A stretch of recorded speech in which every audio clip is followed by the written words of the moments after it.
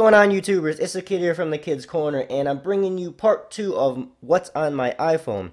Now, if you guys do want any in-depth information on any apps that I have or any recommendations, please feel free to message me. I'll try my best to help out. I'm not an expert or a guru on any of this, but I will give you my honest opinion, and hopefully I could give you any references to other types of apps that I personally would recommend.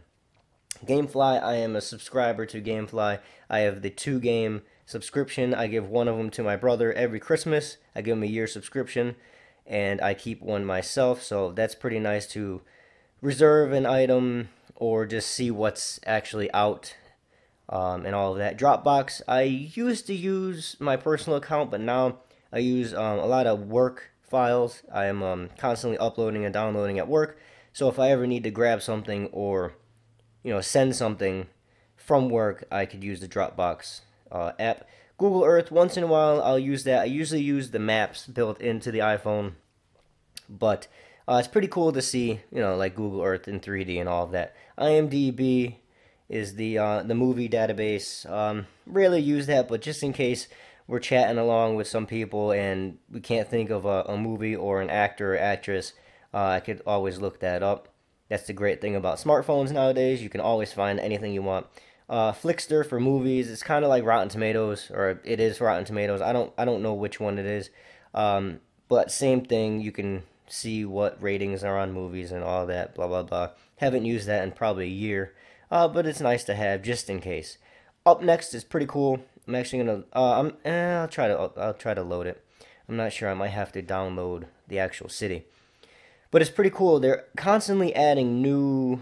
not really. I was going to say they're constantly adding new cities, but it's pretty limited, as you can see. But when we went to Boston, we used the Boston map, and it kind of gives you like a Google Earth type thing, a 3D view, and you can click on the buildings, and it gives you the information of what stores are in there, hours, phone numbers, all of that.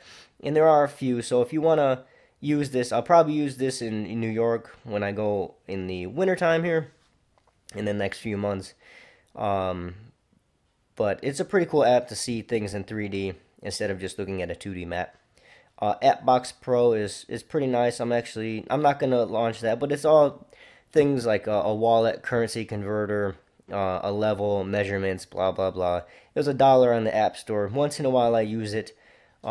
Especially for doing little measurements. If I need, a 3-inch measurement, I can use the measurement on the screen. It's relatively precise, but the level comes in pretty good as long as your accelerometer or your gyro or whatever's inside the iPhone, as long as that's calibrated to 0, it works pretty good, and I've used it quite a lot. Drinks Inspiration. It was a free app from Absolute Vodka, and it gives you some drink information specifically for them.